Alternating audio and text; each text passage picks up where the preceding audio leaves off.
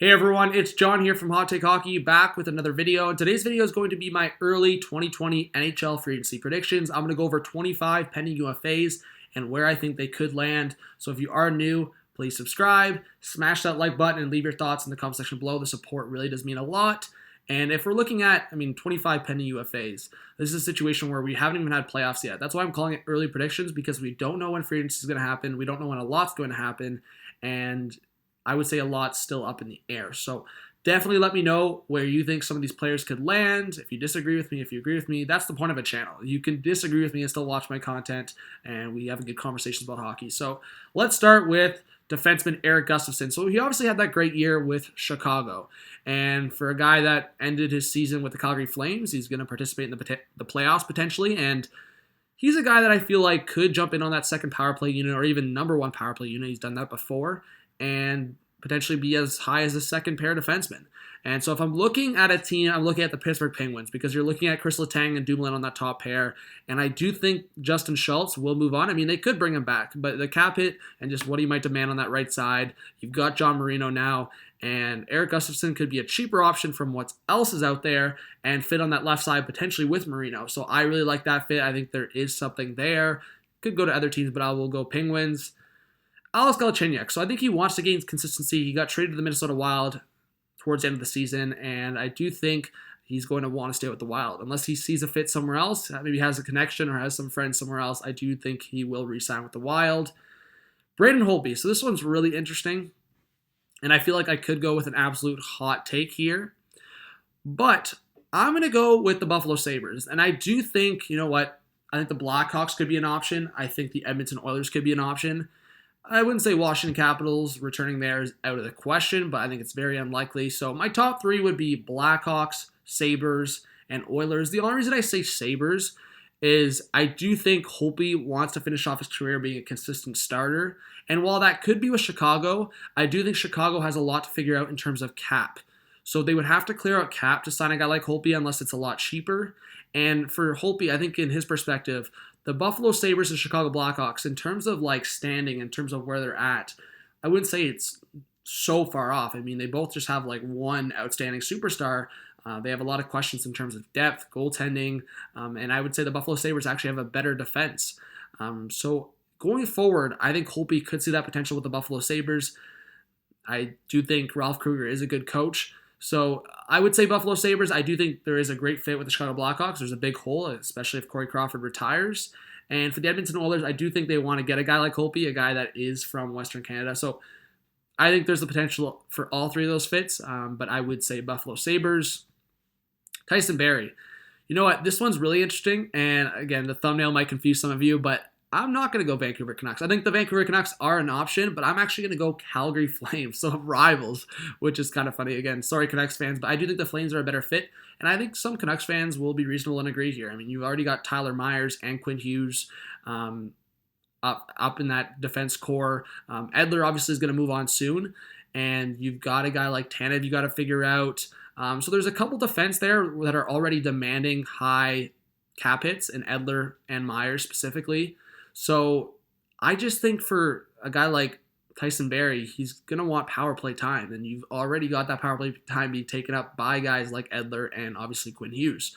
So I think the fate there is the Calgary Flames. You're talking about TJ Brodie potentially moving on, Erik Gustafsson potentially moving on, and I will say, Gustafsson was running some time on that top power play unit. Giordano, great shot, and he could fill in there, but Tyson Barrie is more of that power play specialist that I think could fit on that top power play unit for the Calgary Flames, or even a guy like Hanifin as well. So I'll go Tyson Barrie to the Calgary Flames.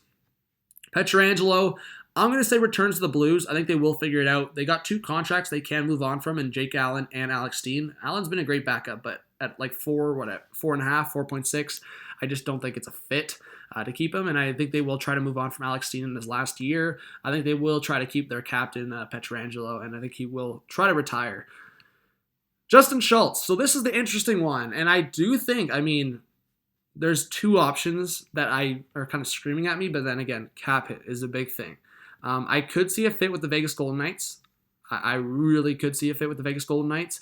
And I could see a fit with the Detroit Red Wings potentially if he wants a better contract. So I'm going to go over someone later in this video, or I guess maybe it's coming soon. But Justin Schultz, I think if he wants to go the route, it could be a team like Detroit or like Ottawa, but a contending team that can't really spend a lot of money on a top defenseman, but someone that can jump into the top four, I could see Justin Schultz being a fit.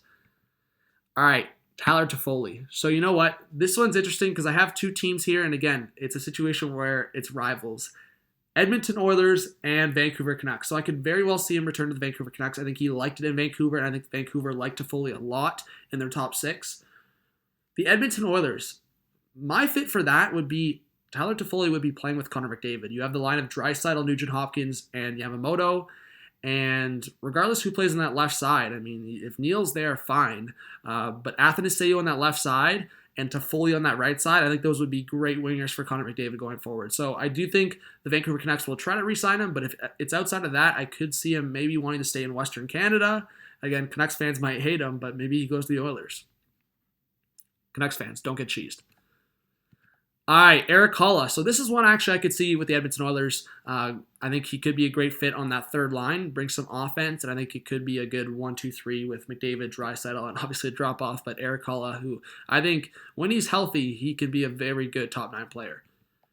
All right, Dylan DeMello. So DeMello's an interesting one. I mean, I have a couple teams here I put on my notes, but I do think the Jets returning to the Winnipeg Jets would be the best fit. The other two teams would be the Toronto Maple Leafs and the Washington Capitals. I do think for the Capitals, they have a situation where they're not trying to spend a lot of money on defense, and a guy like Dylan could be moving on, and they've been signed to those guys to like those $2.5, $3 million deals. So the Washington Capitals could be an interesting one for DeMello, but I would say the Winnipeg Jets and the Toronto Maple Leafs, again, they don't have this, I would say, big cap space, especially if the cap stays the same. So DeMello could be an option there as well. I think he's a very good, I would say, top 4, top 5 defenseman. I could see him being a very good 4 defenseman on a team, so I would see those are the fits. Travis Hamonic. So this is another guy. I would go Leafs. Again, if they don't sign a guy like DeMello, I would say Hamonic. They might make a trade, obviously, but I think Hamonic wants to stay in Calgary, but I just think with the Flames, can they fit him into that lineup? I do think they want to bring in a guy that brings a little more offense from that blue line going into next year. Hanifin, maybe they can rely more on him next year, but I just feel like he's been inconsistent in that regard. So maybe they bring back Hamonic, but I think with the emergence of a guy like Rasmus Andersson, and they obviously want to fill their top 6 with guys like Valimaki and Shillington, so that's a question mark there. All right, Craig Smith. So this is a really interesting one. I'm going to go he either returns to the Nashville Predators or San Jose Sharks. So the Sharks want depth forwards at a cheaper cap hit. I think Craig Smith could be a guy that, you know what, he didn't have I would say, I don't think anyone on the Preds forward group had a good year. So Craig Smith, maybe Sharks, maybe return to the Preds. All right, Brendan Dillon. So I just talked about him with the Capitals. I could see him returning to the Capitals. Again, I think the other teams he could return to would be contenders and at a cheaper cap hit. Like I could see him going to, again, maybe the Preds are trying to bounce back. I could see him go to the Preds. So if the Capitals, and this is my thing, if they don't sign a guy like DeMello or don't sign a different guy, I could see them just re-signing Dillon. So if I go back to DeMello, like I said the Jets, Leafs, and Dillon, I think he could re-sign with the Washington Capitals. All right, Thomas Greiss. So I have a couple teams. If the Edmonton Oilers miss out on one of the bigger fish in terms of goaltending, I could see them going with a tandem of Koskinen and Greiss. I could really see it. Greiss has worked very well in a tandem in the Islanders in the last couple of years. I could see Greiss going to the Oilers. So again, it's contingent on the Edmonton Oilers not going after one of the bigger fish and them committing potentially to a tandem with Koskinen and Greiss. I think that could work out for the Oilers.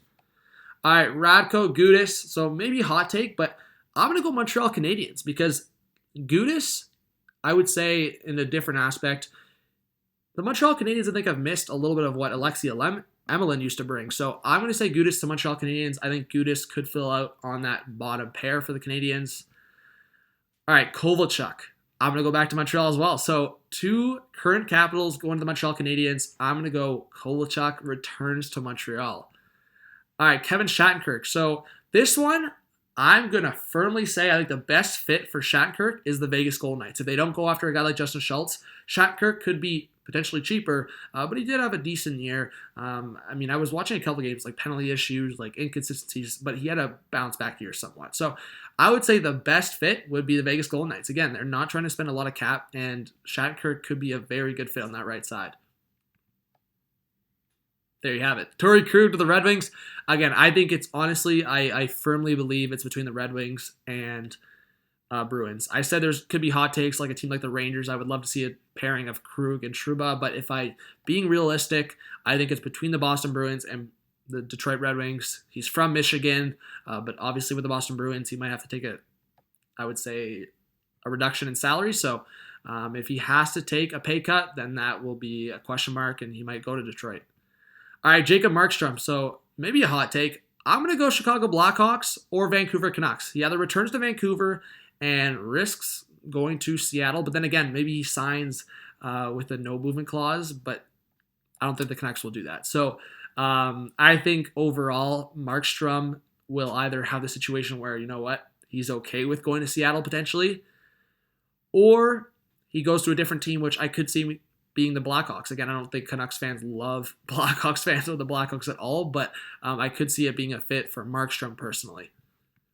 All right, Sami Vatanen. I'm going with the Winnipeg Jets. I see a great fit there with the Jets. I think Vatanen can jump in on there with the top power play unit or second power play unit and be a very good top four defenseman for them.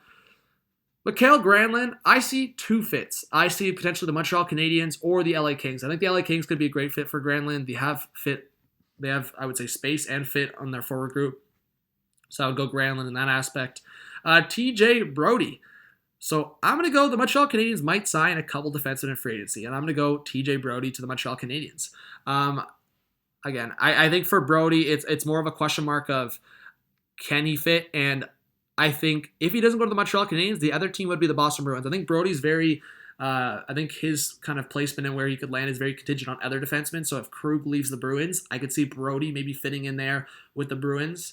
But then again, if they lose Chara and Krug, that could be a huge hit for the Bruins defense. Again, do I think Brodie's a top four defenseman? Somewhat. And I think he could maybe be a good guy on that second pair with like a Brendan Carlo. But man, they would be getting a huge hit if they lose Krug and Chara. All right, Robin Lehner.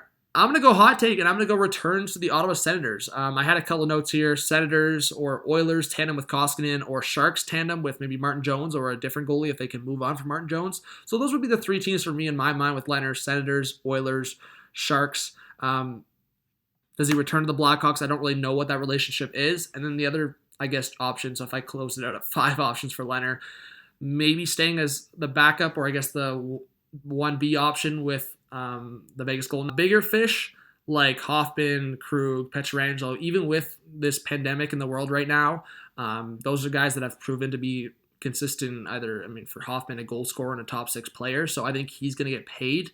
And I could see the Islanders, maybe Lou Lamoriello going after him. Dadonov, I'll go 2 options for Dadonov. I'll go either the New Jersey Devils or the Montreal Canadiens. I think for the Devils, they have the fit in Dadonov, maybe on a line with like Gusev and Hischier, I don't know, but for the Montreal Canadiens, again, I think Dadonov kind of reminds me a little similar of play like Radulov kind of thing, not as much of like maybe a agitator as Radulov, but Dadonov maybe. And to finish off the video, I think the favorites for Taylor Hall are the Colorado Avalanche. I mean, there would be a couple other options: Calgary Flames, Edmonton Oilers, Montreal Canadiens. I think there's a bunch of teams. I mean, Bergevin, you never count on Bergevin to make a huge move, but if I had to, based on what Taylor Hall said, and I mean, Toronto Maple Leafs fans they freaked out when they saw Hall in Toronto. Well, let's relax. But for best fit and for a team that I think could really use a guy like Taylor Hall to just close out that top forward group, it would be the Avalanche. I mean, they would have a top 6 of Taylor Hall, McKinnon, Kadri, Rantanen, Landeskog. Yeah, I don't know if I said Landeskog. And then obviously one of those guys, Burakovsky, Nemestikov. Like, that's a crazy top 6. So let me know what you think. I think overall, maybe a little bit longer video than I wanted to make, but I wanted to go over all 25. So please subscribe if you are new, smash that like button, and definitely leave your thoughts in the comment section below. This was John from Hot Take Hockey. I hope to see you on videos and live streams coming up. Peace out.